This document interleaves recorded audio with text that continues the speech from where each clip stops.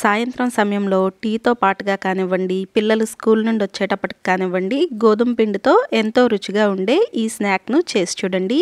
శనగపిండి, బియ్యపు పిండి ఇలాంటివి ఏమీ అవసరం లేకుండా కేవలం గోధుమ పిండితోనే మనకు ఈ స్నాక్ తయారైపోతుంది. Welcome to Vantalammi. నేను మోనిక. మీరు గనక ఈ ఛానల్ను మొదటిసారిగా చూస్తున్నట్లయితే తప్పకుండా సబ్స్క్రైబ్ చేసుకోండి. ముందుగా వెడల్పుగా ఉండే ఒక గిన్నెలోకి 2 కప్పులు గోధుమ పిండిని తీసుకోండి. దీనిలోకి ఒక అర స్పూన్ వాము, 1 స్పూన్ జీలకర్ర, రుచికి తగినంత ఉప్పు, 1 స్పూన్ బొంబాయి రవ్వ, అలాగే కొద్దిగా నూనె వేసుకోండి. వేసుకున్న నూనెతో పాటు మిగిలినవన్నీ కూడా ఈ గోధుమ పిండిలో బాగా కలిసేలాగా 1 నిమిషం పాటు ఇలా కలుపుకోవాలి. ఇలా మొత్తం కలిసిన తర్వాత నీళ్లను కొద్ది కొద్దిగా వేసుకుంటూ కలుపుకోండి. నీళ్ళు వచ్చేసి మామూలు చల్లటి నీళ్ళని వేసుకుంటే సరిపోతుంది. అలాగే ఈ పిండి మనం చపాతీకి ఎలా కలుపుకుంటామో అలా వచ్చేంత వరకు కూడా నీళ్లను కొద్ది కొద్దిగా వేసుకుంటూ కలుపుకోవాలి. ఈ పిండి మరీ గట్టిగా కాకుండా కాస్త మృదువుగా వచ్చేలాగా కలుపుకోండి. ఇలా పిండి కలుపుకున్న తర్వాత దీనిలో నుండి కొద్ది కొద్దిగా తీసుకుంటూ ఇలా చిన్న ఉండల్లాగా చేసుకోండి. ఇలా తీసుకున్న పిండి మొత్తాన్ని 8 ఉండల్లాగా సమభాగాలుగా చేసుకుని పక్కన పెట్టుకోండి. తర్వాత ఒక గిన్నెలోకి 1 స్పూన్ నూనె వేసుకుని దీనిలోకి 1 స్పూన్ గోధుమ పిండి, 1 స్పూన్ కార్న్ఫ్లోర్ వేసుకోవాలి. కార్న్ఫ్లోర్ అందుబాటులో లేకపోతే మైదా కూడా వేసుకోవచ్చు. వీడియోలో చూపిస్తున్నట్లుగా ఇలా పిండి మొత్తం నూనెలో కలిసేలాగా కలుపుకుని పక్కన పెట్టుకోండి. గోధుమ పిండి ముద్దను ఒకదాన్ని తీసుకుని ఇలా చపాతీలాగా ఒత్తుకోవాలి. మరీ పల్చగా చేసుకోవాల్సిన అవసరం లేదు.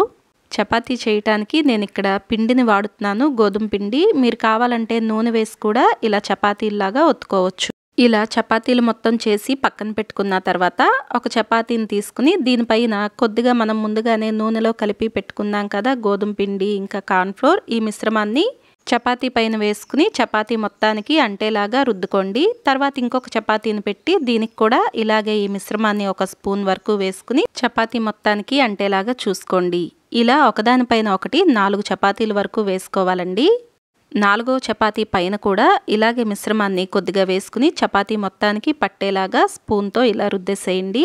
తర్వాత వీడియోలో చూపిస్తున్నట్లుగా చపాతీని ఒక పక్క నుండి తీసుకుని ఇలా మడత పెట్టుకుని దీనిపైన మరొకసారి మిశ్రమాన్ని వేసుకోవాలి. రెండో వైపు భాగాన్ని కూడా ఇలా మడత పెట్టుకోండి. అలాగే కొద్దిగా మనం కలిపి పెట్టుకున్న మిశ్రమాన్ని కూడా వేసుకోవాలి. మిగిలిన 2 వైపులా కొద్ది కొద్దిగా మిశ్రమాన్ని అంటించుకుని వీడియోలో చూపిస్తున్నట్లుగా ఈ 2 భాగాలను కూడా ఇలా మడత పెట్టేసేయాలి. ఇలా 4 వైపులా మనం మడిచిన తర్వాత వీడియోలో చూపిస్తున్నట్లుగా ఈ ఆకారంలోకి వస్తుంది. ఇలా వచ్చిన వీటిని ఒక పక్కన ప్లేట్లో పెట్టేసుకుని అరగంట పాటు మూత పెట్టి పక్కన పెట్టుకోవాలి. అరగంట తర్వాత దీనిలో ఒక దాన్ని తీసుకుని వీడియోలో చూపిస్తున్నట్లుగా కొద్దిగా పిండి వేసుకుని మరొకసారి ఈ మొత్తాన్ని కలిపి చపాతీలాగా ఒత్తుకోవాలి. ఇది 4 చపాతీలు కలిపి చేసాం కాబట్టి కాస్త మందంగానే వస్తుంది. నిదానంగా అన్ని వైపులా కూడా ఒకే మందం వచ్చేలాగా అంచుల వెంట కూడా చూసుకుంటూ ఇలా చపాతీలాగా ఒత్తుకోండి. తర్వాత దీన్ని చాకుతో వీడియోలో చూపిస్తున్నట్లుగా ఇలా నిలువుగా కోసుకోవాలి. తర్వాత అడ్డంగా కూడా ఇలా ఘాట్లు పెట్టుకుంటే మనకు ఇవి ఇలా ముక్కలుగా వస్తాయి. చపాతీ చేసుకునేటప్పుడు మరీ పల్చగా కాకుండా కాస్త మందంగానే ఉంచుకుని చేసుకోవాలి. దీనికోసం ఇవి ఇలానే కాకుండా డైమండ్ షేప్లో కూడా మీరు కోసుకోవచ్చు. ఇలా అన్నిటినీ ముక్కలుగా చేసుకున్న తర్వాత వీటిని ఒక ప్లేట్లోకి తీసుకుని పక్కన పెట్టేసుకోండి.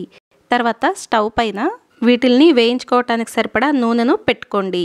ఈ నూనె వచ్చేసి మరీ బాగా వేడెక్కాల్సిన అవసరం లేదు, కాస్త వేడైతే సరిపోతుంది. ఇలా మనం ముక్కలుగా కోసి పెట్టుకున్న వీటిని కొద్దిగా ఈ నూనెలోకి వేసుకోండి.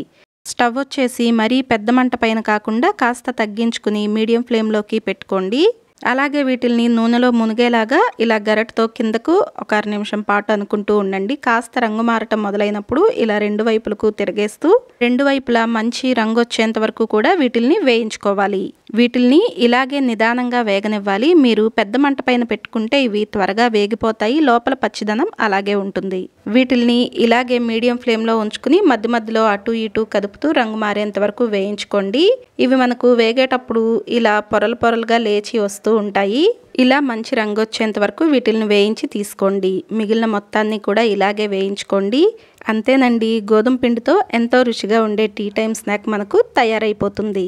వీడియో నచ్చితే లైక్ చేసి షేర్ చేయండి. Thank you for watching.